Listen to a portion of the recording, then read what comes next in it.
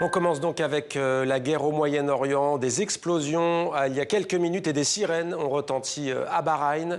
Un peu plus tôt dans la journée, en Iran, un bombardement a touché un bâtiment du ministère iranien de la Défense à Téhéran. Image publiée sur les réseaux sociaux, authentifiée, qui montre des dégâts et un incendie. L'immeuble touché serait chargé des industries électroniques.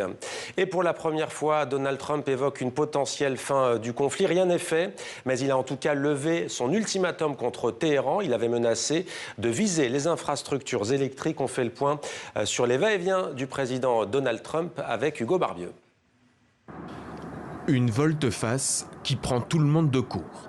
De la bouche même de Donald Trump, de très bonnes et productives discussions sont en cours avec l'Iran pour une cessation totale des hostilités. Ni Washington ni Téhéran n'avaient pourtant évoqué publiquement l'existence de négociations bilatérales. Nous nous réservons une période de 5 jours. Nous verrons comment ça se passe. Et si tout se passe bien, nous finirons par régler cela. Sinon, nous continuerons à bombarder allègrement. Quelques heures auparavant, il avait écrit avoir donné ordre de reporter toutes les frappes contre les centrales électriques et les infrastructures énergétiques iraniennes pour une période de 5 jours. L'ultimatum du président américain est donc reporté. Et ce alors que Téhéran n'avait plus que quelques jours pour rouvrir le détroit d'Ormuz. En réponse à la pression américaine, les Iraniens ont promis de miner les voies maritimes dans le golfe Persique, de bombarder les usines de dessalement et même la centrale nucléaire de Baraka aux Émirats arabes unis. L'escalade est-elle pour autant écartée? La diplomatie iranienne citée par la télévision d'État dément participer à un dialogue avec Washington. Aucune discussion n'a eu lieu entre l'Iran et les États-Unis. Les affirmations de Trump concernant ces conversations sont donc mensongères.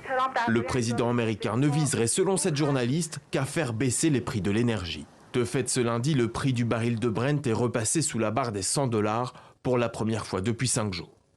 Pourrait-il alors s'agir d'un coup de bluff dont Donald Trump s'est fait la spécialité, alors que la base militaire de Diego Garcia dans l'océan Indien, techniquement hors d'atteinte des missiles iraniens, a été visée vendredi, et que le porte-avions Gerald Ford, le plus grand du monde, est en escale technique en Crète, loin des combats. À l'heure actuelle, il est impossible de vérifier si des discussions sont réellement en cours et si cela signera la fin du conflit. Et on l'a appris il y a quelques instants, le président du Parlement iranien affirme, je cite, qu'il n'y a pas de négociation avec les États-Unis. Direction Téhéran, à présent en Iran, on poursuit cette page consacrée à ce conflit au Moyen-Orient. On retrouve sur place notre correspondant Siavosh Ghazi. Bonsoir Siavosh. Commençons d'abord par les déclarations de Donald Trump qui laissent entrevoir une potentielle fin de la guerre. Est-ce que les Iraniens y croient, Siavosh ? Écoutez, le sentiment qu'on a ici, c'est que la guerre sera bientôt terminée, mais aux conditions des Iraniens, du pouvoir iranien.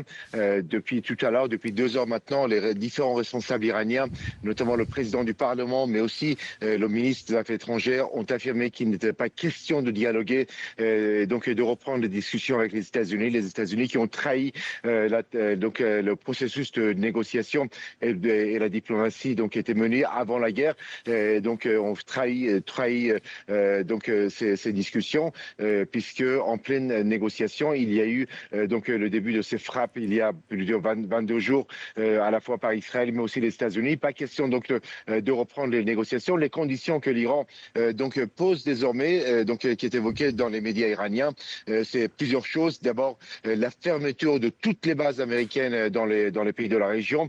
Il y a de nombreuses bases américaines en Irak, en Arabie Saoudite, à Bahreïn, au Koweït, aux Émirats Arabes Unis, au Qatar. Et donc l'Iran demande que toutes ces bases soient désormais fermées, que les militaires américains quittent la région. C'est une exigence